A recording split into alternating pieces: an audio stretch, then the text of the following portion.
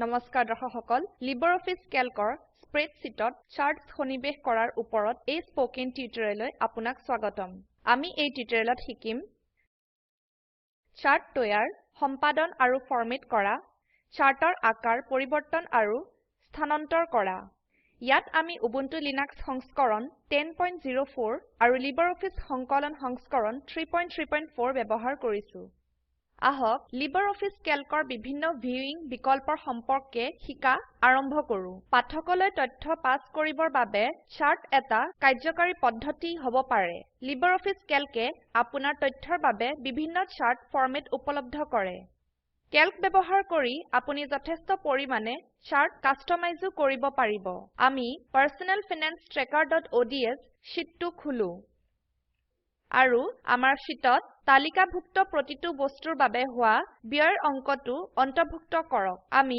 E3 হিচাবে উল্লেখ কৰা সেলত ক্লিক কৰিব আৰু 6500 লিখক এতিয়া কলমৰ তললৈ গৈ আমি E4 E5 E6 আৰু E7 হিচাবে উল্লেখ কৰা সেলত যথাক্ৰমে 1000 625 310 আৰু 2700 লিখক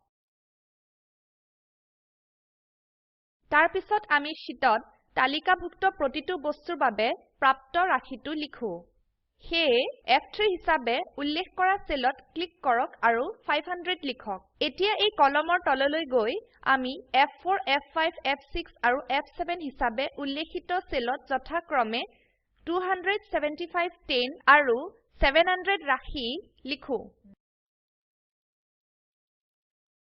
এতিয়া এই টেবুলৰ বাবে কিভাবে এটা চাৰ্ট তৈয়াৰ কৰিব পাৰি শিকা যাওক এটা চাৰ্ট তৈয়াৰ কৰাৰ বাবে আমি প্ৰথমে চাৰ্টত অন্তৰ্ভুক্ত কৰাৰ বাবে তথ্য নিৰ্বাচন কৰিব লাগিব সেয়ে প্ৰথমে সেল SNত ক্লিক কৰক আৰু মাউসৰ বুটামত এৰি নিদিয়াকৈ কাৰ্সাৰডাল শেষ সেললৈ টানি আনক যত 700 আছে এতিয়া মেনু বাৰত ইনচাৰ্ট বিকল্পত ক্লিক কৰক আৰু তাৰ পিছত চাৰ্ট বিকল্পত ক্লিক কৰক আপুনি দেখিব যে এটা ডিফল্ট চাৰ্ট তাৰিখৰ সৈতে ওয়াৰ্কশীটত অন্তৰ্ভুক্ত কৰা হৈছে একেভাবে চাৰ্ট উইজাৰ্ড ডায়লগ বক্স প্ৰদৰ্শিত হৈছে চাৰ্ট উইজাৰ্ডে দেখায় যে সেই ডিফল্ট চাৰ্ট নিৰ্বাচন কৰা হৈছে আপুনি চাৰ্ট উইজাৰ্ডত কৰা পৰিবৰ্তনবোৰ দেখুৱাবলৈ এই ডিফল্ট চাৰ্টত আপডেট হয় চাৰ্ট উইজাৰ্ড ডায়লগ বক্সত তিনিটা প্ৰধান অংশ আছে চাৰ্ট স্থাপনৰ বাবে প্ৰয়োজনীয় ধাপবোৰ চাৰ্ট প্ৰকাৰ পছন্দ আৰু প্ৰতিটো চাৰ্ট প্ৰকাৰ অনুযায়ী বিকল্প 3D লুক বিকল্পটো টিক কৰি আপুনি ত্ৰিমাত্ৰিত প্ৰদৰ্শন কৰাৰ দৰে চাৰ্ট পাব পাৰিব এই বিকল্পটো চেষ্টা কৰা যাওক আমি চুজ a চাৰ্ট টাইপ ক্ষেত্ৰৰ অধীনত বাৰ বিকল্পৰ ওপৰত ক্লিক কৰিম বাৰ ফৰমেটত নমুনা চাৰ্টে টেবুলৰ তথ্যৰ উপস্থাপনা দেখায়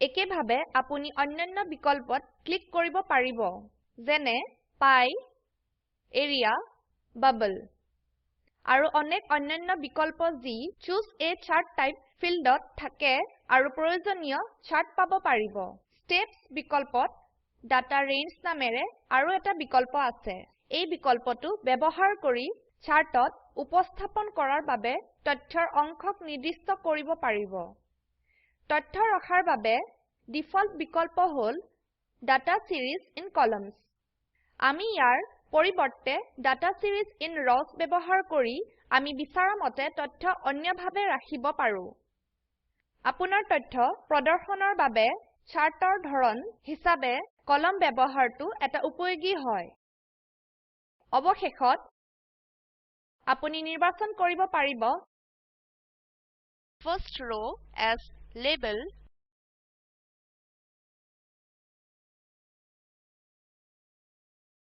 বা first column as label বা উভয়কে চাৰ্টৰ অক্ষৰত লেবেল হিচাবে ব্যৱহাৰ কৰিব পাৰি তাৰ পিছত আকৌ ডাটা সিৰিজ ইন কলামত ক্লিক কৰক এতিয়া এই নমুনা চাৰ্টত যদি আমি ৰিচিভড কলমৰ তথ্য মুছি পেলাও তেনেহলে হেয়া প্ৰথমে ডাটা ৰেঞ্জ ক্ষেত্ৰৰ ভিতৰত ক্লিক কৰি কৰিব পাৰি আৰু তাৰ পিছত ডাটা ৰেঞ্জত $A$1 is to $F$7 ক $A$1 is to $D $7 লৈ পৰিবৰ্তন কৰক। চাওক, ৰিচিভড শিৰোনামৰ ভিতৰত তথ্য এতিয়া আৰু চাৰ্টত প্ৰদৰ্শিত হৈ থকা নাই। তাৰ পিছত দেখা যাওক ডাটা সিৰিজে কি কৰে। লক্ষ্য কৰক ইয়াত 5টা শাৰী আছে যি আমাৰ স্প্ৰেডশীটৰ তথ্য মুঠ শাৰীৰ প্ৰতিনিধিত্ব কৰে। এড আৰু ৰিমুভ বুটাম ব্যৱহাৰ কৰি আমি চাৰ্টৰ পৰা তথ্যৰ শাৰী যোগ অথবা অপসাৰণ কৰিব পাৰো। আমি আপ আৰু ডাউন বুটাম ব্যৱহাৰ কৰি তথ্যৰ ক্ৰম পৰিবৰ্তন কৰিব পাৰো। সেয়ে চাৰ্টত কি তথ্য আৰু তাক কিভাৱে উপস্থাপন কৰা হ'ব তাক নিৰ্বাচনৰ পিছত ডায়লগ বক্সত থকা ফিনিশ বুটামত ক্লিক কৰক। চাওক, চাৰ্ট স্প্ৰেডশীটত সন্নিবেশ হৈছে। স্প্ৰেডশীটত চাৰ্ট সন্নিবেশ কৰা শিকাৰ পিছত আমি এতিয়া লিব্ৰিঅফিছ কেল্কত চাৰ্ট ফৰমেট কৰা শিকো। ফৰমেট মেনুত চাৰ্ট ফৰমেট কৰাৰ আৰু চাৰ্টৰ উপস্থাপনা সূক্ষ্মভাৱে পৰিবৰ্তন কৰাৰ অনেক বিকল্প আছে। যি চাৰ্টখন স্প্ৰেডশীটত ভৰোৱা হৈছে সেইটোক ফৰমেট কৰা যাওক। চাৰ্টত ডবল ক্লিক কৰক যাতে ই এটা ধূসৰ সীমাৰে সংযুক্ত হয়, যিয়ে নিৰ্দেশ কৰে যে এইটো এডিট মোডত আছে।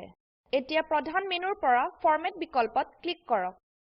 চাওক, ড্ৰপ ডাউন মেনুত অনেক ফৰমেটিং বিকল্প আছে যেনে format সিলেকশ্যন, Position and Size, Arrangement, Chart Wall, Chart Area ইত্যাদি।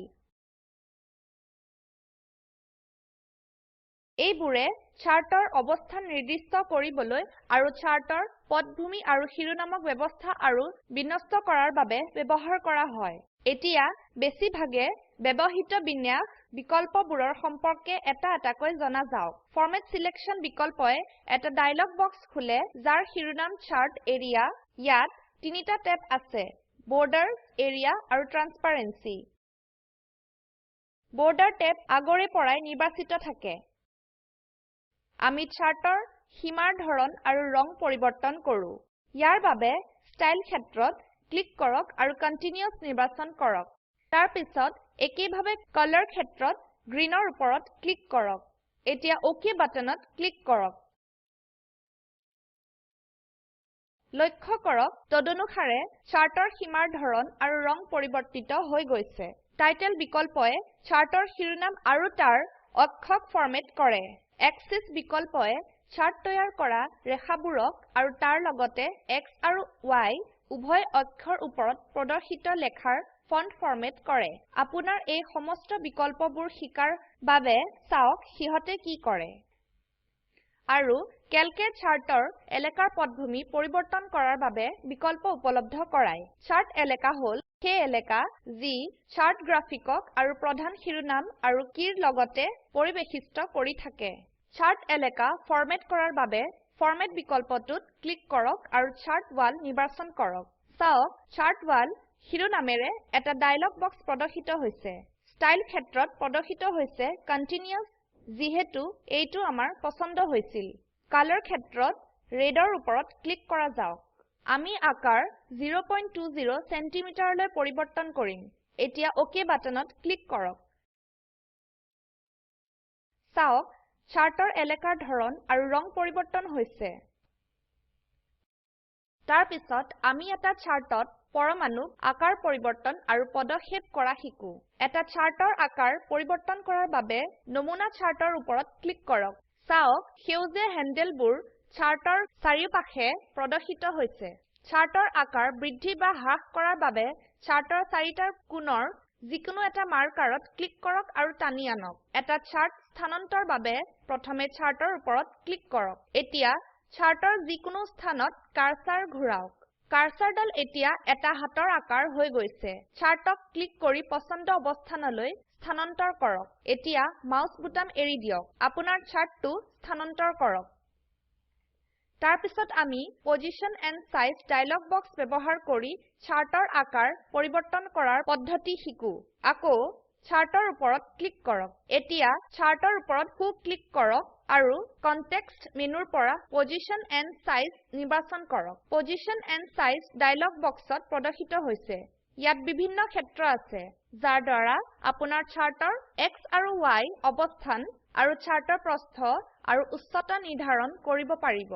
চাৰ্টৰ বাবে X স্থানাঙ্কক 1.00 লৈ আৰু y স্থানাঙ্কক 0.83 লৈ নিৰ্ধাৰণ কৰা যাওক OK বাটনত ক্লিক কৰক আমি দেখো যে চাৰ্ট ক্ষেত্ৰতে চাৰ্ট নিজে নিৰ্ধাৰিত মান অনুযায়ী সঠিক অৱস্থান লয় ইয়াতে আমি এই স্পোকেন টিউটোৰিয়েলৰ সমাপ্ত কৰিলো সংক্ষেপে আমি শিকিছো কিভাবে চাৰ্ট তৈয়াৰ সম্পাদনা আৰু ফৰমেট কৰা যায় আমি চাৰ্টৰ আকাৰ পৰিবৰ্তন আৰু স্প্ৰেডশীটত চাৰ্ট স্থানান্তৰ কৰিব শিকিছো অনুশীলনী স্প্ৰেডশীট practice.ods খুলক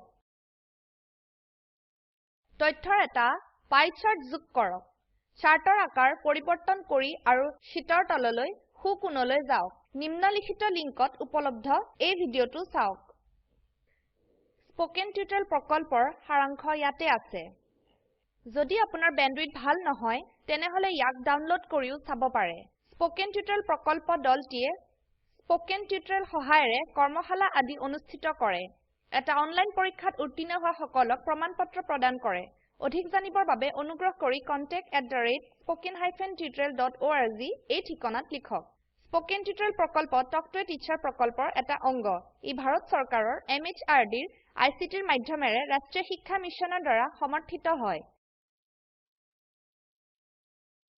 এই মিশন সম্পৰ্কত অধিক তথ্য spoken-tutorial.org/nmeict-intro ওয়েবসাইটত পোৱা যাব